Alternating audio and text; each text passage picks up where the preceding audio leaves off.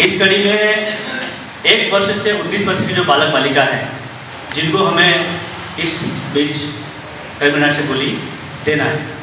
महत्वपूर्ण ये है कि कृमिनाशक गोली का जो राष्ट्रीय कार्यक्रम हमने अभी सरकार द्वारा चला जा रहा है, राष्ट्रीय कृमि मुक्ति दिवस, इसकी आवश्यकता क्यों पड़ी है?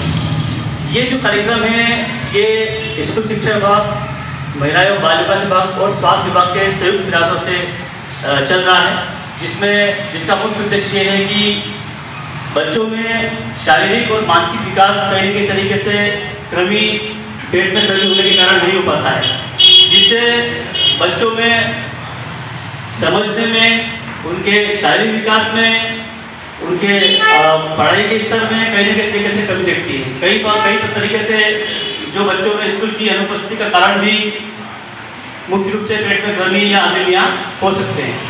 तो हम लोग आज एक सबसे महत्वपूर्ण विषय पर आपस में चर्चा करने के लिए उपस्थित हुए हैं, ताकि इस समस्या का हम निराकरण कर पाए। हमारे बीच में और 6 से लेकर 12 कक्षाओं के लिए आयरन की नीली गोली का देने प्रति मंगलापण देते थे, तो और हम आज भी इसे बड़ी नियमितता के अनुसार दे रहे हैं।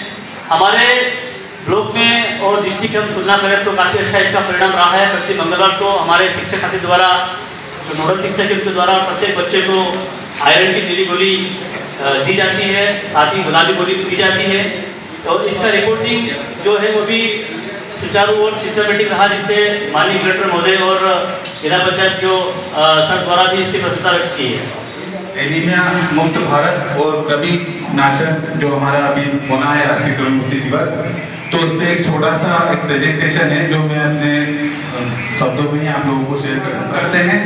हम बात करते हैं राष्ट्रीय कृमि मुक्ति दिवस पे।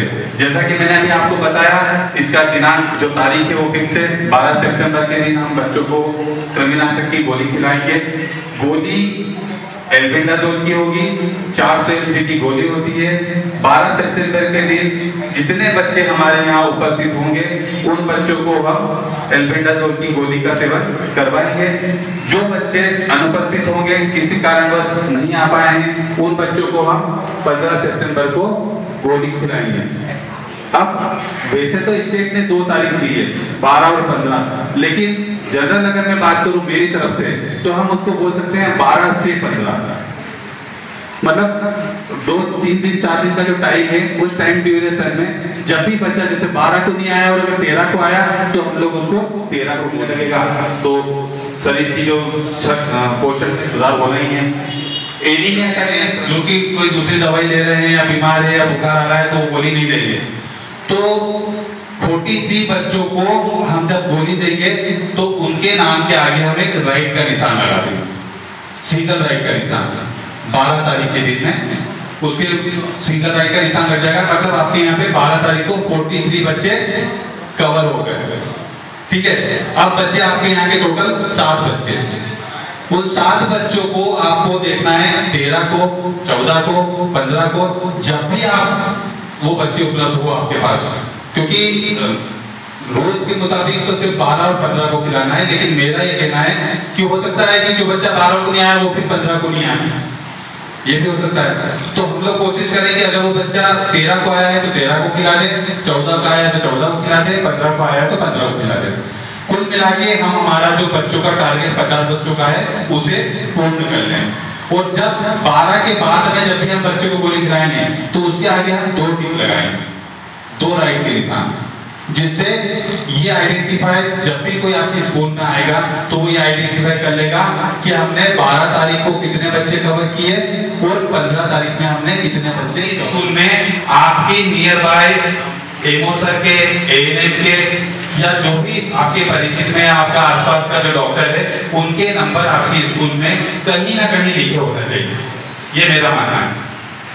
तो ये अगर नहीं लिखे हो तो आप संपर्क करके नंबर ले लें और वो नंबर आप अपने जहां पर भी विजिबिलिटी के अकॉर्डिंग, जैसे पोस्टर लगाने की बात कर रहा हूँ, रिपोर्ट करें कि ऐसा है, ताकि आपके यहाँ विद इन आधे घंटे में आपके यहाँ पे कोई भी हमारे जो डॉक्टर की टीम है या कोई भी जो नियर बाय है वो वहां पर पहुंच के उसको फर्स्ट एड हो जाएगा। ठीक है, तो ये इस प्रोग्राम के लिए मैं नॉर्मली किसी भी चीज के लिए बोल रहा हूँ, क्योंकि हमारे पास बच्चे हैं, बच्चे कभी भी कुछ प्रॉब्लम हो सकती है बच्चों को किसी भी परिस्थिति में। गर्मी का टाइम है तो बच्चों को जी घबराने की शिकायत हो सकती है, उल्टी दस्त या कोई भी, तो आपके आसपास के जो डॉक्टर होते हैं आपकी पीएचसी के या आपके सीएचसी के, उनके नंबर आपके यहाँ पर होना चाहिए। एटलीस्ट एएनएम के नंबर तो आपके यहाँ वो सार्वजनिक नंबर है, वो तो है ही, लेकिन फिर भी अपन तत्काल सुविधा के लिए अपने आसपास के जो डॉक्टर्स वगैरह हैं या एएनएम वगैरह के नंबर अपने यहाँ पर रखना है जिन बच्चों को गोली दी है, ताकि अगर कोई बच्चा लंबित भी रह जाता है तो हम लोग उसको ट्रेस कर पाए कि कोई भी इमरजेंसी घटना हुई है। इसके लिए वो ना लगाए डॉक्टर साहब। साथियों, आपने सुन ही लिया है कि किस प्रकार से हमें राष्ट्रीय कृमि मुक्ति दिवस मनाना है, किस प्रकार से दवाई खिलाना है। बहुत ही ध्यान से हमारे साथियों ने पूरे कार्यक्रम को सुना है, समझा है, और जो भी निर्देश दिए हैं उन्हें नोट भी किया है और उन्हें याद भी रखना है। और इसके अलावा जो भी कुछ हमें साहित्य दिया है, लिटरेचर दिया है, या जो बैनर दिए हैं, पोस्टर्स दिए हैं, जो सामग्री दी है, उसका भी हमें अध्ययन कर लेना है। फिर भी हम यदि कोई बात भूल जा रहे हैं या भूल जाते हैं तो हमें इस लिटरेचर का अध्ययन कर लेना है, जिसमें यह लिखा गया है कि 1 से 19 साल के सभी बच्चों, किशोर किशोरियों को कृमि नियंत्रण की दवाई एल्बेंडाजॉल सभी स्कूल आंगनवाड़ी केंद्रों पर निःशुल्क खिलाई जाएगी। गैर पंजीकृत और स्कूल ना जाने वाले बच्चों को भी यह दवाई नज़दीकी आंगनवाड़ी केंद्र में खिलवाएं। दवा खिलाने से पहले और बाद में अपने हाथ साबुन और पानी से नियमित तौर पर अच्छी तरह से धोएं। हमें वहाँ क्या उपलब्ध रखना है? पर्याप्त मात्रा में दवाई उपलब्ध हो, लाभार्थी का नाम दर्ज करने के लिए प्रपत्र उपलब्ध हो और पीने के लिए साफ पानी और साफ गिलास। जो बच्चे बीमार हैं या कोई दवाई ले रहे हैं उन्हें एल्बेंडाजॉल दवाई नहीं खिलाई जाएगी। शिक्षक एल्बेंडाजॉल खिलाने से पहले खांसी, बुखार, सांस फूलना आदि लक्षणों की जांच कर ले और लाभार्थियों के कॉन्टैक्ट हिस्ट्री के बारे में जाने। जब बीमार बच्चे ठीक हो जाएंगे तब उन्हें एल्बेंडाजॉल दवाई खिलाई जाएगी। बच्चों को जबरदस्ती दवाई न खिलाएं। एल्बेंडाजॉल की खुली हुई दवाई को न छुएं और बच्चों को स्वयं चम्मच से खिलाएं। शिक्षक दवाई अच्छी तरह चबाकर खाने का निर्देश दें। साफ पानी पीने के लिए पानी साथ रखें।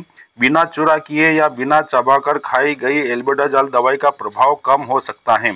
शिक्षक बच्चों के माता पिता को डिवॉर्मिंग के मामूली दुष्प्रभावों के बारे में भी बताएं। कुछ बच्चों के शरीर में कृमि के कारण मामूली दुष्प्रभाव जैसे कि जी मचलाना, उल्टी, दस्त, पेट में हल्का दर्द और थकान अनुभव होने की संभावना हो सकती है। यह दुष्प्रभाव अस्थायी होते हैं और आम तौर पर आसानी से संभाले जा सकते हैं। अगर बच्चे को मामूली दुष्प्रभाव हो तो उसे खुली व छायादार जगह में लिटाकर आराम करवाएं। उसे पीने का साफ पानी दें और अपनी निगरानी में रखें। एल्बेंडाजॉल आसानी से चबाकर खाई जाने वाली दवाई है। बिना चूरा किए या बिना चबाकर खाई गई एल्बेंडाजॉल दवाई गले में अटक सकती हैं। अगर गोली का टुकड़ा गले में अटक जाए तो बच्चे को छाती के बल अपनी गोद में लिटाएं और उसकी पीठ को हल्के से थपथपाएं जिससे कि गोली बाहर निकल जाए। किसी भी प्रतिकूल घटना में एम्बुलेंस की सहायता हेतु 108 नंबर पर फोन करें। तो इस तरह के हमें निर्देश दिए गए हैं जिन्हें हमें याद रखना है। और याद रखने के पश्चात इस प्रकार के जो हमें पेम्पलेट्स दिए गए हैं, पेम्पलेट या जो सामग्री दी गई है उनका भी हमें अध्ययन करना है। ये सारी सामग्री अपने पास तब तक रखें जब तक कि यह कार्य संपन्न हो जाए। तो साथियों, आपने जो भी बातें नोट की है उन्हें अच्छी तरह से ध्यान में रखें, अपने साथियों तक इस बात को पहुंचाएं और इसके अलावा जो लिटरेचर हमारे पास है उसका आप अध्ययन करते रहें। निश्चित ही यह दिवस बहुत ही महत्वपूर्ण दिवस है और राष्ट्रीय कृमि मुक्ति दिवस के इस कार्यक्रम में हमें अपने बच्चों के लिए और उनके स्वास्थ्य के लिए जवाबदारी बनाए रखना है। इसके अलावा जो भी ये दवाई दी गई है, जैसे पैकेट है, इस पैकेट में दवाई आपको मिलेगी और इस प्रकार की गोली इस पैकेट में होगी जिसे चबाकर हमें बच्चों को खिलाना है। यदि पैकेट हमारे पास उपलब्ध हो जाता है तो पैकेट में सबसे पहले आपको क्या देखना है, उसकी एक्सपायरी डेट। यदि कोई ऐसा पैकेट हमें मिल जाए जो एक्सपायरी डेट का है तो उसे हमें उपयोग में नहीं लेना है, या इस पैकेट के प्रति और भी कोई शंका समाधान तो आप दूर करें और इस प्रकार इस कार्य को हमें संपन्न करना है। जय हिंद, जय भारत।